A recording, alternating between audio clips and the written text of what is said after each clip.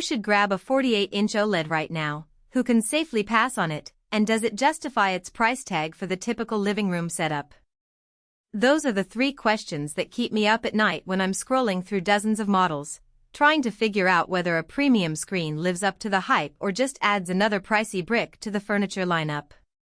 Link is in the description if you want to check the product details on Amazon. I'm going to walk through the everyday scenarios that matter: watching a Netflix series after work, gaming with friends on a weekend, and even using the TV as a smart hub for Alexa-controlled lighting, so you can decide if the Samsung 48-inch Vision AI OLED fits your life or if you'd be better off with a smaller, less expensive panel. First off, let's talk about the size. 48 inches sits in an odd sweet spot, large enough to feel cinematic on a modestly sized bedroom wall, but still compact enough to fit a typical 55-inch TV stand without looking out of proportion. If you have a dedicated media room or a large open-plan living area, you'll probably end up stepping back a foot or more just to take in the whole picture, which defeats the purpose of the OLED's pixel-perfect contrast. That's why this TV shines for people who live in apartments or have a secondary viewing area, say a home office, where you want a vibrant display for both work presentations and evening binge watching.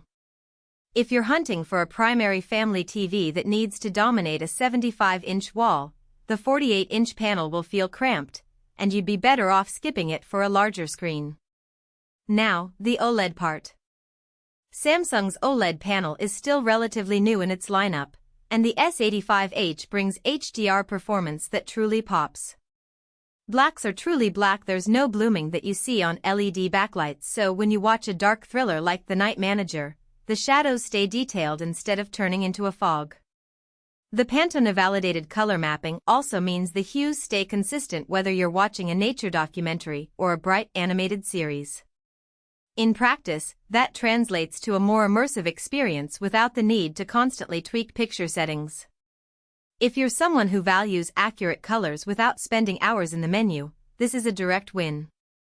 On the flip side, OLEDs are notorious for the burn-in risk, especially when you leave static elements on screen for hours. Samsung mitigates this with a pixel shift algorithm and a screensaver mode that subtly moves the image when a static UI is detected. Think of a news ticker or a video game HUD. In my tests, after 10 hours of a game with a permanent UI, there was no visible retention, but that's because the built-in protection kicked in. Still, if you plan to use the TV as a dedicated monitor for a workstation with a static toolbar, the risk remains higher than with a traditional LED. In short, casual movie watching and a few gaming sessions are safe, a full-time PC monitor setup is not. The AI side of the package is another selling point that can either be a convenience or a source of confusion. The NQ4 AI Gen 2 processor does real-time 4K upscaling, meaning an old 1080p Blu-ray or a 720p YouTube video gets boosted to look sharper on the OLED. I tried an old favorite, The Social Network, from a DVD source, and the upscaled version retained crisp edges without the oversharp halo that cheap upscalers tend to produce.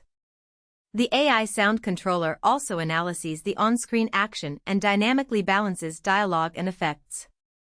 For a movie night, this meant you didn't have to keep adjusting the treble when a spaceship launch roared past the quiet conversation in the next scene.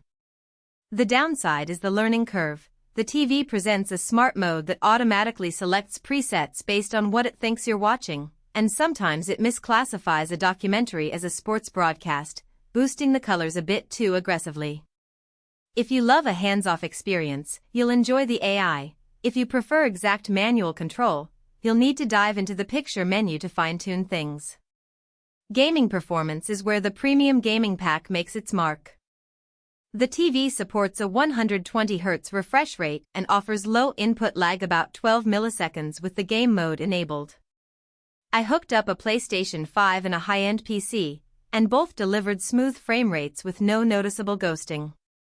The OLED's instantaneous pixel response means motion blur is essentially non-existent, which is a noticeable advantage over a comparable LED TV when playing fast-paced shooters like Call of Duty Warzone. The only practical snag is the lack of HDMI 2.1 variable refresh rate (VRR) support on the 48-inch model. Samsung limited the port to 4K 60 Hz.